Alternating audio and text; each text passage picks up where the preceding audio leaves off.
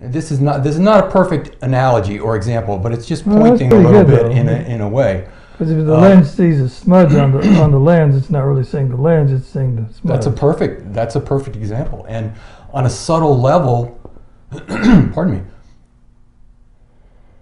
Throughout, to relate this to, we're kind of jumping ahead here, but to relate this to daily experience, right? Okay. When one is going through the day with all of these emotions, and a lot of times it's emotional things, feelings about what is seen, likes and dislikes, preferences and non-preferences, and maybe those preferences or dislikes are based on what we call a memory of something, and you can see that right away that's tied to thought about again, and some kind of experience, some kind of form that happened, and that all of that, an emotion is not visible,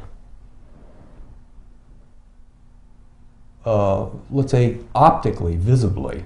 A feeling of, let's say fear is not visible the way a blue wall or a blue shirt is visible. Right. And it's not visible mentally either, in the sense, for example, if I right now think of a nice pretty yellow rose, it's an image in thought. It's kind of, it's a little bit kind of ethereal, wispy looking because it's just a thought, like an image in a dream maybe, but there's something there that's identifiable as that. But a feeling of, say, fear or anger or mistrust, it's not the same kind of thing. It's not the same kind of form, but it's still a form that's noticeable. A lot of times we don't notice them, that they're going on, because of the fact that they're not so obvious always. They're kind of like undercurrents, but they're there in their own way. And again, now if we come back to, well, this thing that is doing the noticing apparently of all this, or this, what we're calling awareness, what can be said about it? Can anything be said? We'll say, well, okay, just get real basic. Can it be said that awareness has a color? If I think of awareness as the lens, then I would say, well, no. Right. There's no color to the lens. Right. So there's no color to awareness. Okay. Now, the risk, the potential problem with any sort of illustration or example is that we get conceptual. Okay. I don't mean that you are, but just for those who are listening.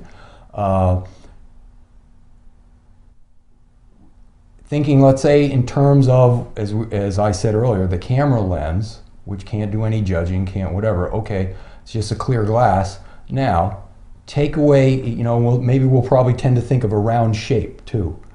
And if you say, okay, is awareness round?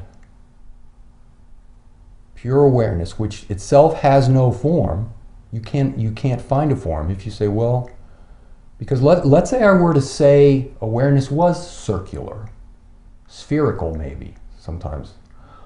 Okay, but looking closely, what exactly is one speaking of or referring to? What's going on is that there's some kind of image in thought of a circular awareness, some kind of a concept there. And it seems as if there is a something that notices that too. And the spherical form that we're saying is awareness actually has now become something we seem to be aware of. Because it's a form, there it is. Otherwise, how could I talk about it? It couldn't even be mentioned. So as thought has turned it into a concept or something one seems to be aware of, suddenly or instantly, you're not talking about awareness, what we call awareness then. It's gotten into the realm of form again.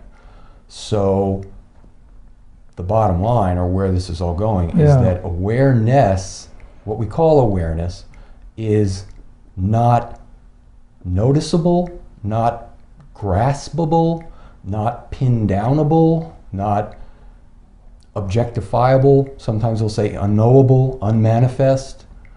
all those types of terms. A term that I have found to be very helpful is in making these kinds of distinctions.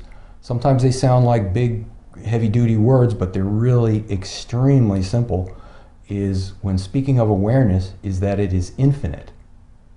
And that just means nothing finite. Nothing, finite means noticeable or measurable. It means the term finir, or the term finite comes from fini, or finir, Latin and French, which means end or finish. And for example, it's not complicated. It might sound like a big mathematical term, but it's really not. But for example, this little guy here is finite because it has what we would say on one level at least, a very clear beginning here and an end here, or vice versa. This is the beginning, this is an end, but it has a very measurable, observable, noticeable form. Again, all the things we said earlier, colors are observable, noticeable forms. The very fact that it is being said there is something there means it's finite. It's limited in some way, because it can be identified as the very thing that it's being claimed to be. Mm-hmm. And infinite, the prefix in in front of finite means really not finite, or no finity is what infinity means. So it's another way of saying infinity is no beginning, no end, nothing measurable, nothing observable, nothing countable, nothing quantifiable, same thing, no duration in time, because any amount of time is potentially measurable, whether we call it a second, 2 seconds, 5 minutes, 5 years. That's some kind of measurement. Even though you can't see time, the mind will quantify it in another way. And infinite has none of those characteristics. It doesn't even mean zero, because that's a relative term compared to a +1 or a -1. It's somewhere kind of in between. It doesn't even mean that. It's, again, you never get into numbers, you never get into form. And if you look at what this stuff we call awareness, what its nature is, or better to say maybe its absence of any nature, you're speaking of the exact same thing. So the infinite is what does the noticing, though? Is that? Yeah, we would. It appears that way. It certainly seems that way.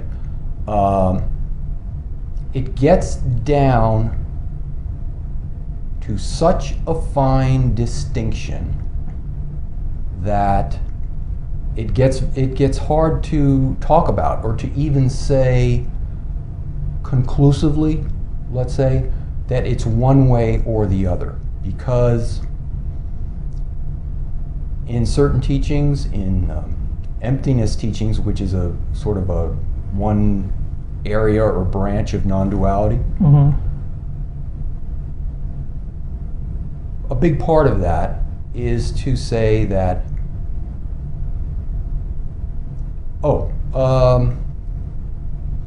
let's back up for just a second. A big part of non-duality is that there's just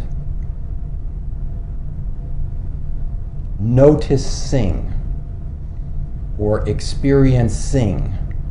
There really isn't, in the way we started out here, because you have to sort of talk about this in chunks, in little bits to make your points along the way. We broke it down by saying there's that which appears to be observed or noticed, and then there's a noticer. And that implies that there is a subject and an object. The object is the thing noticed, and then the subject is the awareness, sort of, or that which is doing the noticing. Okay, right. Okay? And